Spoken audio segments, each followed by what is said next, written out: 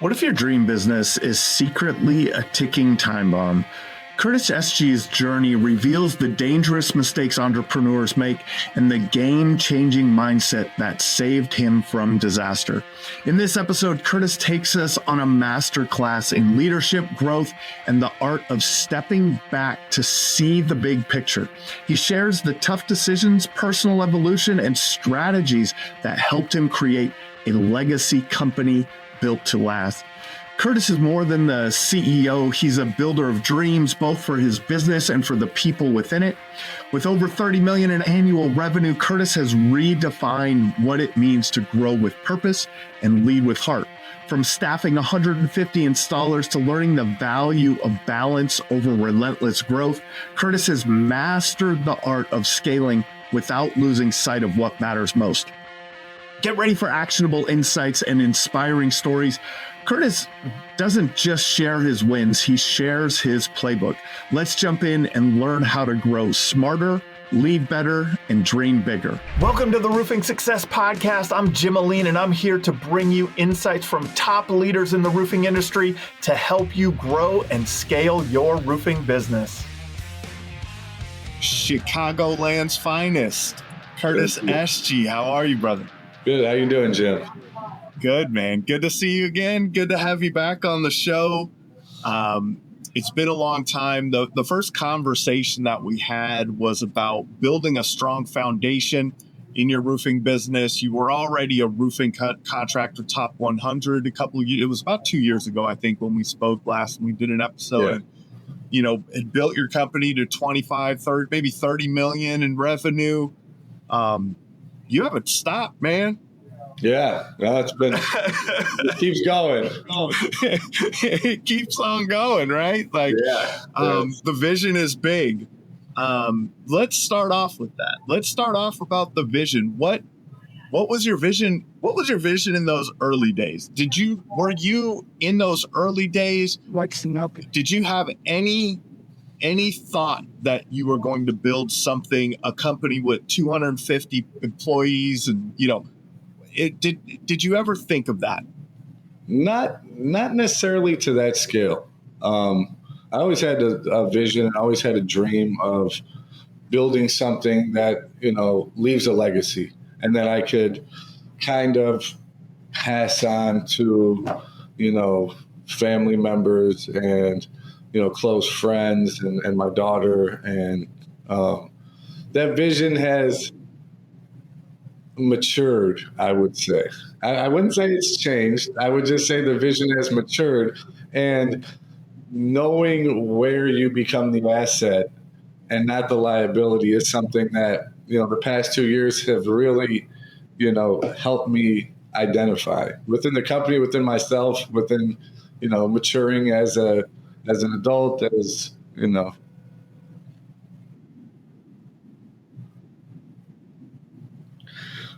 I think that kind of by the knowledge, experience, and the ability to take a step back and watch things, you get a different perspective. So if you're playing football, for example, right, and you're an offensive lineman, the vision that you see is directly in front of you. And that's kind of what your focus is making that block or making that tackle. When you take a step back and now you're the coach, right? You're watching it from the sideline and you get a different perspective. You start to be able to see, maybe 5 or 6 different players at one time. When you're the offensive coordinator or you're the GM and you're sitting in a skybox and you're looking down, you get to see the whole field. And I think that that's kind of with the help of the people in the company, with all these people's hard work and dedication, it's given me the ability to have a different perspective. And that perspective becomes the ability to make tough decisions. And a lot of those tough decisions are to kind of save everybody. Even when it's uncomfortable, even when it's a decision you don't want to really make, something that takes you a while to sleep on, I think that, that has been where I become the best suited asset, was being able to play all of those positions and work my way up into being able to see the field as a whole. And that's something that, like I said before, I thank, everybody here in the company to allow me to mature and grow into that role. Yeah.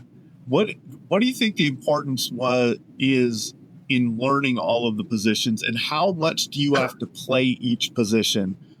Like, do you have to really be on the field in every position in your company to really, or do you think that like you can learn how to coach someone, right? Because coaching is different than playing a lot of times. What's your thoughts on that? It definitely is. You also know when you have to know when to identify someone that is more skilled or more talented than you at a certain position as well. Your ego can't get in the way of what's best for the company or what's going to help our growth. Because maybe I can tell you right now, proficiency when it comes to using a software, I may not be that guy, right? I may not be the day-to-day, a million phone calls and problem solving over and over and over again. That may not be where I'm best suited. So really identifying people's strengths and keeping them focused and empowering them to elevate through whatever position it is that they are in the company. I think that, myself, not necessarily having to play every position, but kind of in the growth of a company, you want to kind of start out at the bottom and kind of work your way through stuff. And then when that next guy comes and he's better than me, you know what I mean? He's better than me at closing, let him kind of take that responsibility of teaching others how to close, right? I felt like, when I was knocking doors, 5, 6, 7 years ago, I was great at getting people to open the doors. My partner, Kevin, was a master at getting the closing done.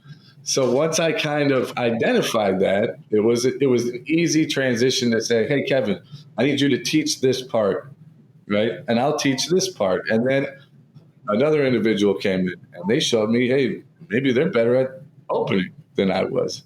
Okay, so now moving out the way to allow them to kind of, grow and whatever works, or whatever knowledge they have or what's working, let them kind of share that with the rest of us. And in that process, everyone's kind of moved up, like Kevin is the VP of the company now.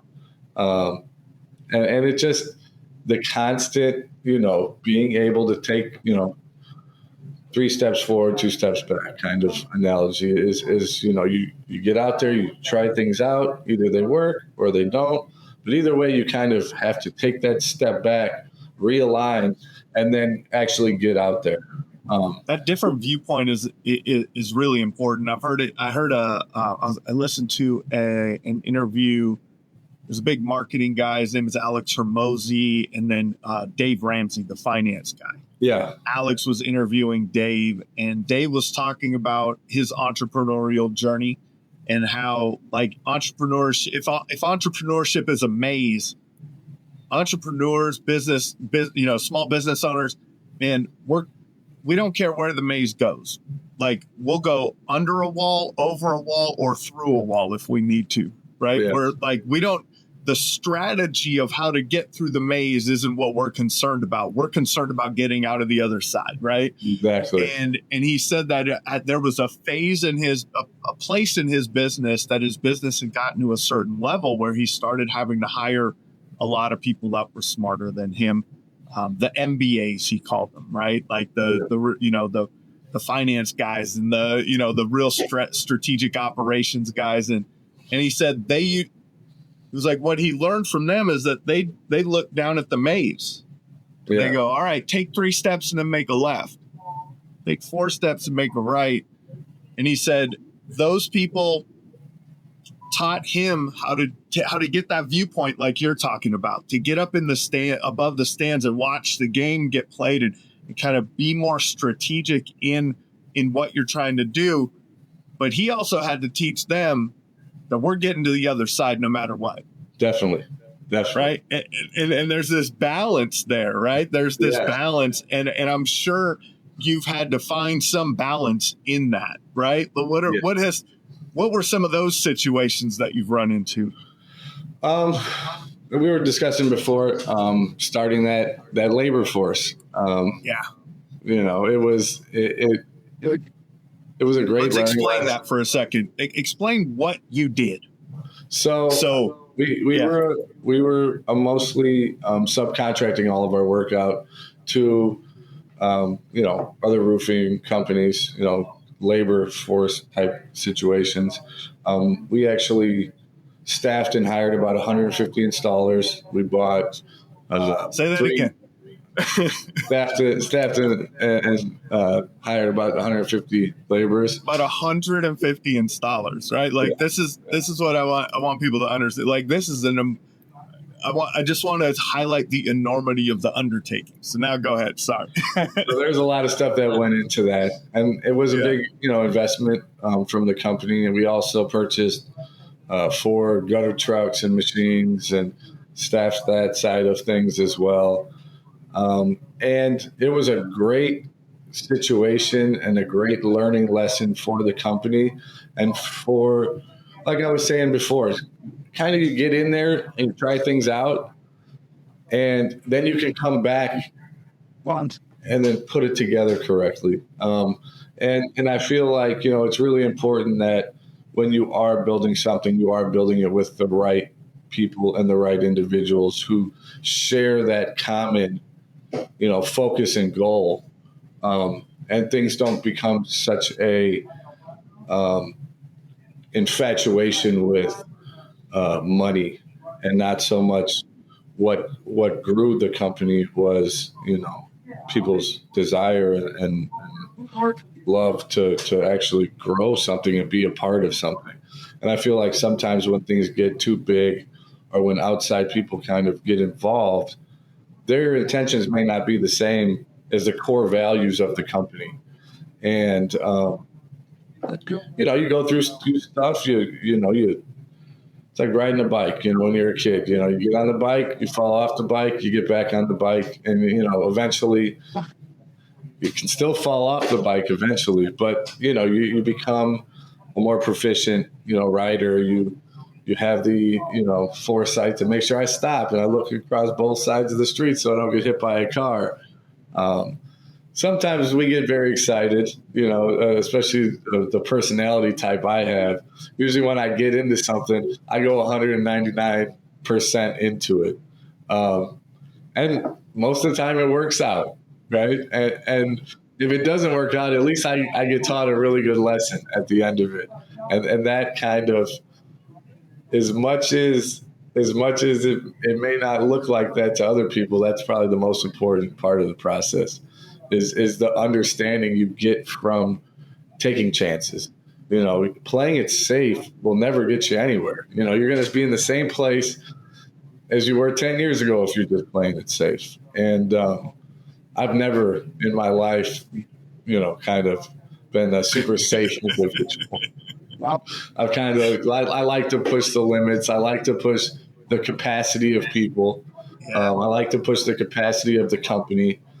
And a lot of people here, a lot of my partners and employees and friends, they're like, slow down. And the beautiful part of this year was me internally getting to a place where I could say, hey, sometimes it's not necessarily just about going up, but it's about finding that sweet spot, right? What's the difference between becoming a $70 million company or being a $100 million company? It's really not that much. And if it's going to cause so much stress on your personal life, your personal relationships, the people in your business, you're overworking them, they're not enjoying coming to work anymore, that might not necessarily be the formula for a long-lasting situation. So balance, 2024, my focus has been on balance and kind of knowing where you need people, right? And kind of realizing where you don't need people. I spoke to a guy, he owned a huge factory in Mexico. And he was talking about how his main foreman was a guy from over there, and kind of that individual's vision of big was how many people could he employ. It wasn't about the money. It was about how many people could he staff. And we had a long conversation about it, and there is a value in that, right? There is a strong value in that, especially when you're building something. You want to keep going, keep going, keep going. You kind of need as much energy as possible around that. But when you get to a certain point, you start to realize, maybe this one person is doing 3 people's jobs, and those other 2 people are kind of just sitting on their ass, right? And you have to kind of make certain decisions, because if you're going up, you got to create that balance, then there has to be kind of a law of diminishing, right? The law of diminishing is you can keep going, and then you might end up in the stars, right?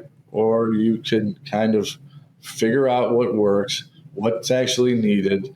Are there people that maybe we're not giving enough gratitude or appreciation to because they're covering multiple other people's situations, and they're kind of taking the rewards of someone else's hard work? So, like saying before, when you get up in the skybox, or you get up in the GM section, you start to see the game a little different. And I had an opportunity to kind of take a step back for a few months and kind of really watch the game from up there. And I made some really good decisions, I think, as a company that strengthened our foundation.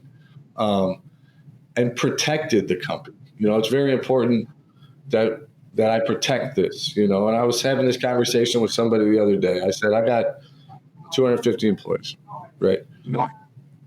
If I get in the car and drive down the street and get in a car accident, I'm risking 250 people's lives, right? Not saying it's any different than if someone who isn't responsible for 250 people to do something like that. But I have to think about those 250 people in every action I make in my life. Because if I don't, I'm jeopardizing all of their hard work, all of their energy, everything that they've put into this by kind of being selfish. So making sure you go out, take an Uber home. That's just what you got to do. You can't get behind the wheel. You can't make these decisions. You don't have the ability to take those chances anymore. And I didn't know where it was getting to as a company, because I'm still a younger guy. You start to realize you have to minimize your liabilities. And you can't be so available for certain things and certain conversations, because as unfortunate as it is it's it's a dog world out here. I mean, I think I had somebody trying to pretend they were me so they could trademark their company the other day, and somebody called the office and was talking to Katie, and it's just like these things that you don't really think about start to occur when you get to a certain level. Like my dad said, when I was getting larger, he's like, you're going to be under the microscope, pretty soon. And everything you do is going to be monitored, watched, judged. And whenever anybody finds a weakness, they're going to try to exploit that weakness. So strengthening the armor 2024, making sure that we minimize our liabilities and we, have a vision for moving forward. We opened a few new offices, North Carolina, Charlotte, and we got rid of a few offices, and the things that work, we're working, and the things that don't seem to work, you don't got to just keep something around for an ego reason or to say I got 7 offices, or because at the end of the day, it's a revenue-based system, right? You want to see how much money do I put in and how much can come out, right? So that money could be spent in other areas. We've recently, invested a lot into outside marketing. We have billboards around, all the major expressways now around the city. We rebuilt our website with Spectra AI, SEO based system. We've, grown substantially when it comes to the amount that one individual salesperson is actually, closing and sealing in. I think this year we had over $23 million producers. So that's a nice bulk of our business comes from our core group. And that's really important when you have a business, right? Because if your business is all over the place, right, and you haven't really built that core group of individuals who can sustain the business, it becomes kind of scary. It becomes very fragile. And, I'm blessed to have these guys around and their hard work doesn't go unnoticed. And, we recently just had our, every year we do a company Christmas party, and it's, something that I really take pride in. So this year was amazing. There'll be like some recap videos on our website or on social media. Everybody had a great time, and the camaraderie there was,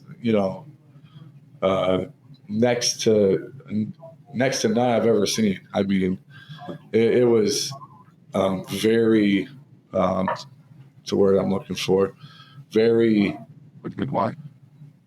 touching to me as a person, and something that you can kind of take a step back and say, "Damn, look what we built." So it's amazing.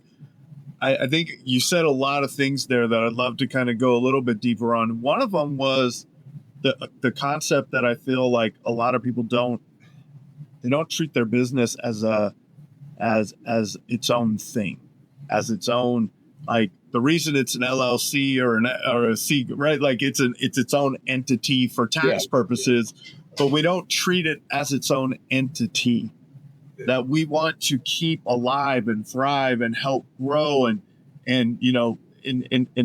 feed and nourish and what.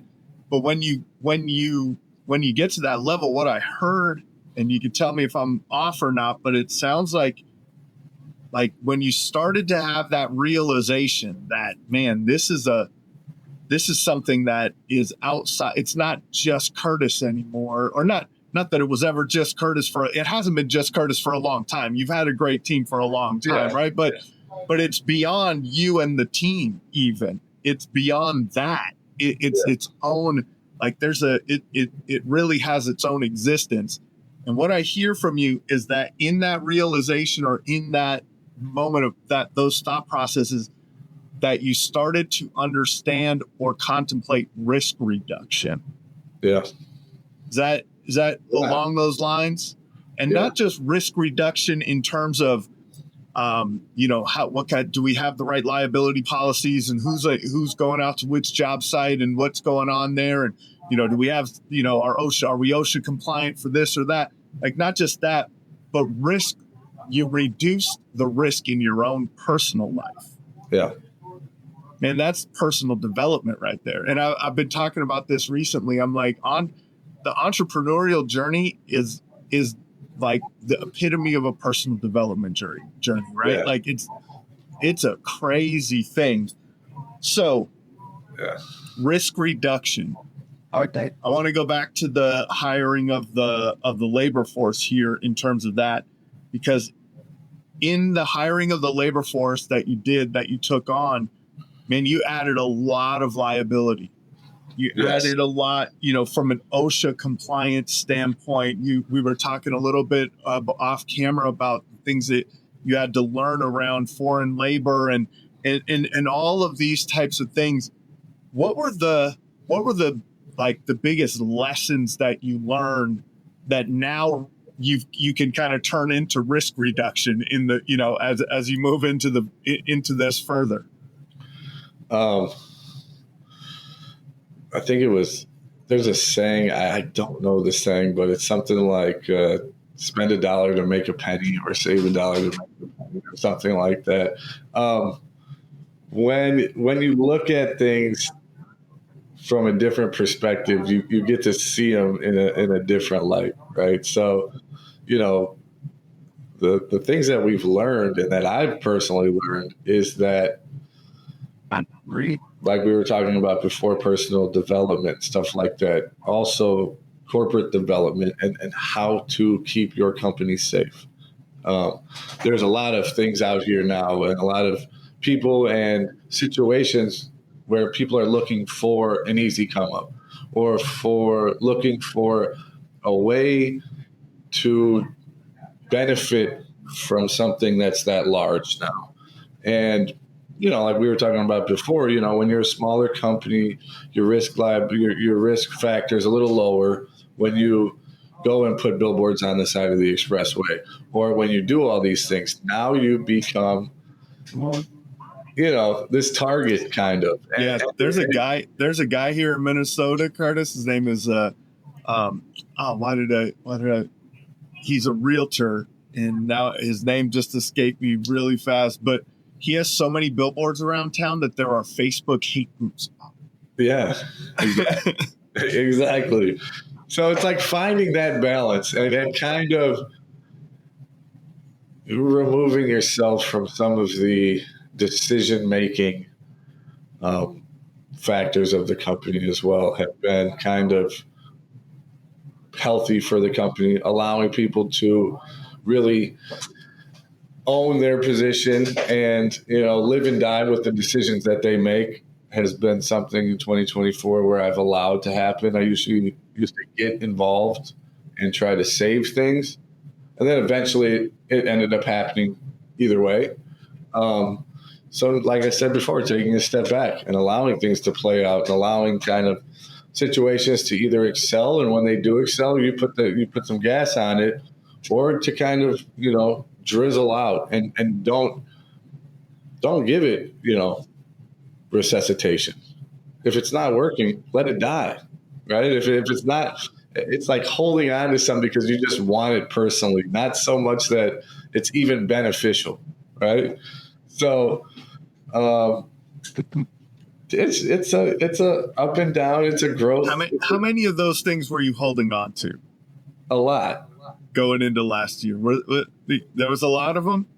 There was a few. There's a few. There's a few ego things too as a young man that you try to put into different categories, but a lot of it has to do with, certain personal qualities about yourself. So I feel like as your company is growing, you should also be mentally maturing with your company, or it's going to outgrow you, right? Yes. And hopefully it does, right? Because you have the minds of 100 beautiful minds, and you only have yours. So sometimes when it does start to outgrow you, knowing when to take a step back, knowing when to seek the right help, knowing when to reach out to, like you were saying, like that other company, like the MBA, reaching out to people who kind of have been through these situations before and can help guide the company to whatever the finish line is that we're trying to get to. I heard earlier you said that you sold your company to, what was it? It was Job Nimbus. Job Nimbus, yeah. Yeah. Yep. So like I doubt when you started it, that was like was that your vision when you started? Did you even think that it would go there or it would be there? Yeah, you just want some customers, right? Like you just need some customers. That's what you start out wanting, right? Yeah. Like you start out wanting some customers, wanting to pay your bills. That's what you start out wanting to do. Yeah. It evolves, man. Yeah. One of the things that you said there was allowing people to live with the mistakes that were made in their and owning their roles is what I'm hearing, and not stepping in to save it. But what you also said is not stepping in to save it, because even a lot of times, even when you stepped in to save it, things still went wrong, right? Like, so that's my goodness, those are growth moments, right? To learn, like, wow, I can't, like, I may have the ability to step in. I may have, I want to step in because I want the best for the situation, whatever it is. But it may still end up going it may change direction a little bit, but it may still end up not being resolved in the way that we were hoping for. Definitely. What have been some of those lessons of helping people become those leaders that they need to be, because because your team has to grow too, right? Yeah. The difference between 25 million and 80 million, there's leadership, there's leadership growth, not just in Curtis, I would assume, right? How's the team grown? What have you done made any intentional efforts to help them grow? What are some of the things that you've been doing? A lot of times the people who have, kind of taken these leadership roles on, like we talked about before, started at the bottom, right? So they kind of went through each position in the company. I mean, like the guy who runs production now, he was in sales, he was in accounting, he was in supplementing. Now he's in production, right? He was something else 2 years ago. Last year, I think he was in a different position. So being able to have a full understanding of the thing allows that person to be so much more efficient and understanding, and he can understand, he can see the problem, and it may not be the problem that's in his face, may have been something that happened 3 months ago in a completely different department, and he knows how to fix it. He knows how to solve that problem without having to go and find somebody to solve the problem for him. So I think that just the evolution of a company, right? If you can get like 10 capable people, eventually, and you keep them around and you kind of move them around and let them, grow and learn and go find things out and come back to you and say, hey, this is what I found out. If we do it this way, you say, there's things that you would never be able to find out unless you came from, supplementing department. Oh, we can get more money for this, and this is something we're doing on every job. Let me go let Amber and supplementing know this, because they know that we're not doing that, right? So, the natural growth and evolution of a company is a beautiful thing. I mean, it was hard for me to hold back tears at the Christmas party just by watching something. I think those are those moments when you're looking around the room and you see that, and you see the relationships that have been built. You see, like, there's a whole. It gives you a whole different perspective. It does, right? Because you're not looking at the game that's being played. You're looking at, it's everyone's families, and it's everyone's everything, and everything together, man. Yes. I can imagine. I've never had 250 people, right? Like, I've never had a company with 250 people or led a company with 250 people. But my goodness, man, looking around the room must have been pretty cool. Tell me a moment. Tell me a moment about that. Like, when you saw, what were some of the moments where you were like a little choked up?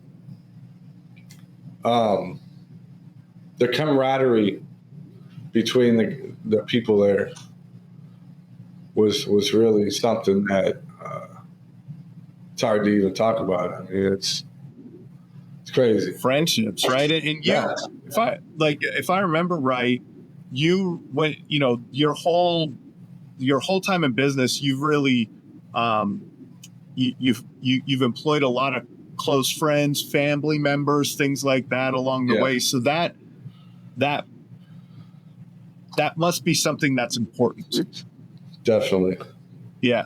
And then just seeing people who have taken an opportunity and turned it into something that was beautiful in their life.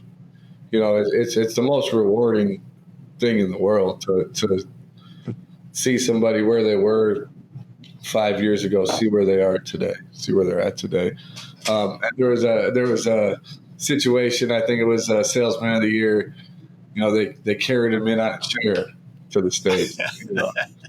And it was just, people were happy for him, genuinely happy for another person's success. And that's, you know, honestly what it's all about in life. So, yeah. How intentional was the creation of that culture?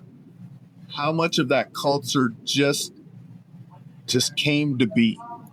I would say majority of it was intentional. You know, I never liked to, structure was always difficult for me, right? Normality was always difficult for me. To say you can only play this game this way was always difficult for me, you know? So I've tried to make it a point to kind of be more of an unorthodox style of company, younger company, kind of second chance type company. And I mean, it worked out, you know, and kind of my greatest personal satisfaction is kind of being able to say that. Say, you know, the worst thing in the world for somebody to say is "I told you so," but I'm going to say "I told you so." You know what I mean? And that's kind of where I get to smile. I don't have to say anything beyond that, you know, because I told you so. You know, third grade teacher or, you know, whoever, right? In life, kind of. Sometimes you have to take those small battles. You and do. You have to take some stuff personal to help you overcome it. Maybe show yourself. If you can't find it in yourself to want to do it for yourself, sometimes take those small battles in life. And by the time that battle's done, it won't be about that person anymore. It'll be about your self-development. And when you get there, you'll look back and say, man, I'm glad I kind of used that for, you know, something to accelerate my growth, but it's not, the reasoning isn't the same anymore. So that's right. It becomes unimportant, but it was a great source of fuel. It was, exactly. Right? But you get to use that fuel. That fuel burns out, right? Yeah. Like after, you don't need that fuel forever, but a lot of those early, you know, maybe early life things that happen to you, taking that and being like, this is, look at me now, you know, like there's something to it. But then also in the ability to give someone else an opportunity, that and then being able to tell them, look at you now. Yeah. Right. Like that's really what it's about. It's like, you know, like, it's almost unreal. You know, the story is almost unreal. It's just life. There was a point in our business, Curtis, where I was talking to my business partner there was a point in our business where I was looking, I started saying the numbers, like we'd run through our numbers and they didn't sound real to me. Almost, right? Yeah. Have you had that kind of experience? Like when you guys are talking about your revenue for the year, does it almost, to me, I felt more connected to the numbers when they were smaller. Yeah. Like they meant a little more, right? And then as the numbers got bigger, I felt more disconnected from the enormity of it, right? Like and we didn't get to your size, but like it just, there was a point where I was like, it doesn't even make sense coming out of my mouth. Like when you're talking about, you know, 80 million, you know, what's that, you know, monthly, and you know what I mean? Like, what are you doing? Like 6 million a month? Like that's crazy, right? Like, or from the beginnings, right? From the beginnings, it's like, you know, to be like, you know, you probably remember the year you hit 6 million or 5 million, right? Now you have months that we're not quite at 80 yet. We're not to 80. Okay. We're a little bit under that, but still, like, what point did you have you had that? Did you ever get to a point where you're like, is this even like, I got to pinch myself. Is this real life? Like, does this, Yeah, I mean, it's a, I look at it, and the thing about it is with more comes more. That's right. Responsibility comes more, bills comes more, liability comes more. So that was kind of, I mean, last week I think we brought in $1.5 million, right? Which is awesome. You know what I mean? It's like, it was the Christmas party week. It was my birthday. I'm like, this is the greatest. It's all gone. It's all went to ABC and Beacon, and that's right. It does. That's where it goes. But at least I got to look at it for 5 minutes. Right? At least I got to look at it. But it's a lot of people can't even imagine it, right? And that's where I think I want to expand people's horizons in that thought. Not to say like, my goodness, Curtis, you're crushing it. Like, it's that I think we like, it's unbelievable what people can do. Yeah. Like it really is. And for everyone listening, that's what I'm trying to get across here, is that like it can, like, and it depends on what you want, right? It depends on what you want out of your business too, because you don't have to have a multiple 8-figure business, right? Like you can have a smaller business that's really profitable, and, you can have what you want, but if you're someone that, if you have the talent, use your talent, man. Like, I don't know. I believe in that. You know what? It's really about, like we were talking about in the beginning, it's about when the people around you are hungry, when the people around you want more, it's hard to stop that growth. It's easier to get there and get bigger than it is to even get smaller, because now they're hungry for growth, and you've built these 20, 50, 100, 200 people. Now they all want to eat, and they all want more than they wanted last year. So just by human nature and by just the evolution of people, I mean, it's something that could just keep going. And maybe, it gets to a point where, certain people step out of the way, you know what I mean? And that's just the natural cycle of business as well. And, we don't have to get into that topic too much. We could probably do another one of these in, say, 6 months.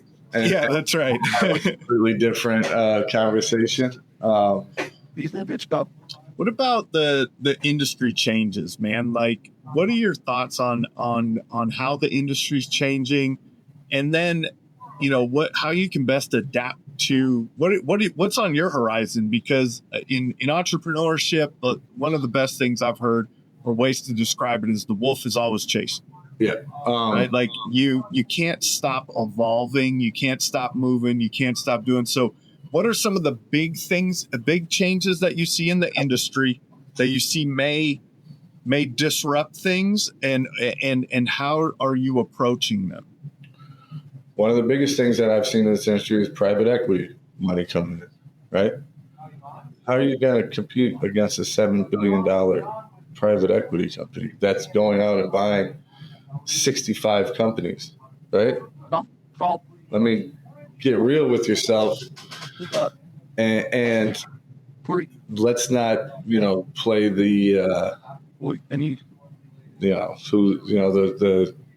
the measuring competition, if with something that's going to hit the ground. You know what I mean? So it's like there is no, that's something that I've seen a lot of. Even when you were talking earlier, your company was purchased by something like that. Not saying that that's the whole industry, but how because we've had private equity in the space for years now. Yeah. I'm sure they've bought in a few companies in the Chicagoland area, right? A lot of them. How have you seen what changes do they make in those companies? Is it like I've seen a lot of the private equity companies go really hard on marketing?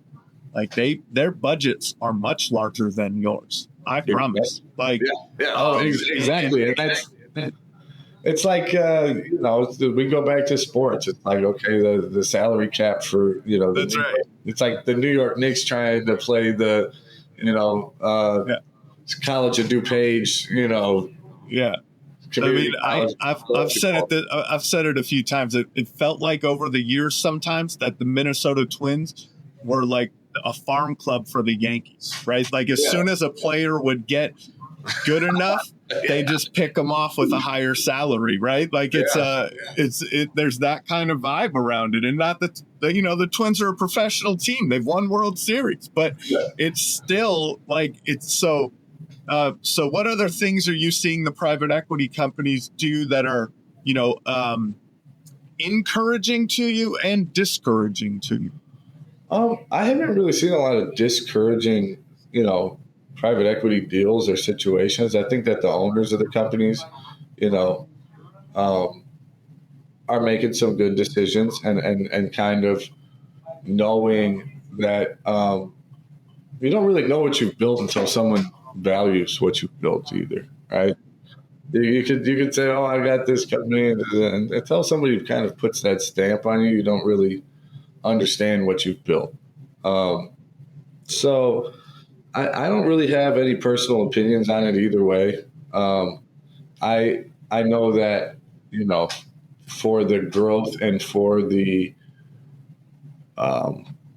future of CNN construction, I know that eventually natural occurrences have to happen. You're a target for them for sure. Yeah. And I would assume, I mean, if you're in anywhere in this industry, revenue wise, you're getting emails, phone calls, LinkedIn messages, whatever it is from people reaching out to have those conversations.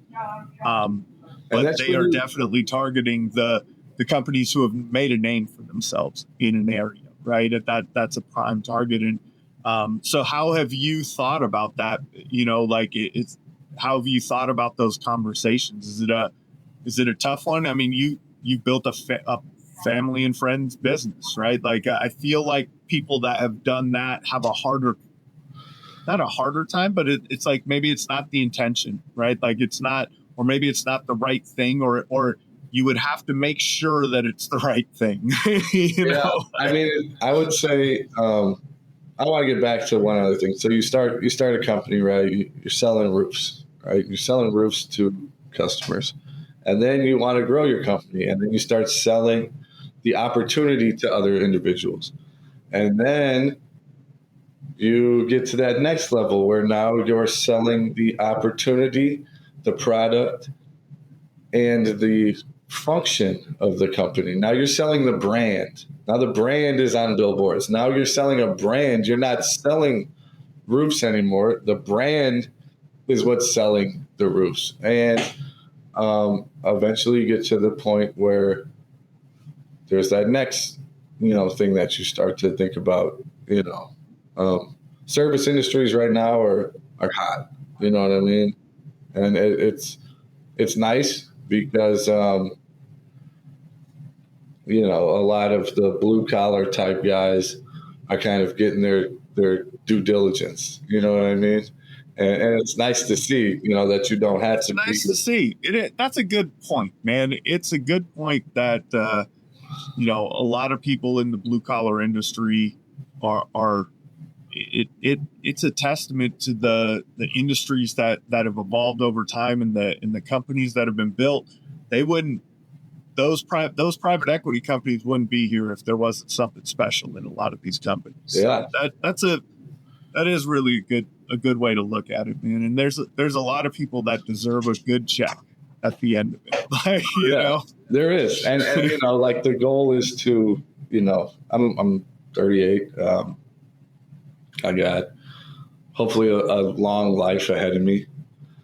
And just, for 2025, staying focused on our growth, staying focused on that, 20 to 30% yearly, growing, staying focused on, quality and craftsmanship, getting back to some of our core values, getting back to some of our things that made us great, like let's make America great again type situation. Let's get to those core. What are the things that separated us from everybody else? And let's get back to that, and let's get back to business.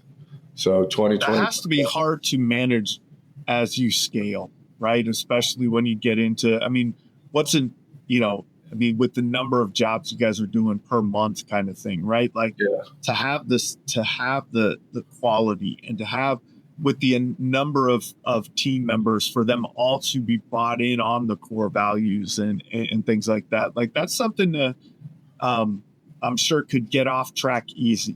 Yeah. Yeah. And everybody's a reflection of it as well. So it's like, and people have to kind of own that, and people have to understand that, like what you're doing is a reflection of the person sitting next to you. And the way you deal with that customer is not just a reflection of you anymore. Like we were talking about earlier, you got another 70 sales guys standing next to you, and you just made their job harder. Or when you, get into it with an insurance adjuster and he's a POS or whatever. And now we got to go see him again. That's right. 3 hours later that day. That's right. And now you got to deal with a guy who's like, get out of here.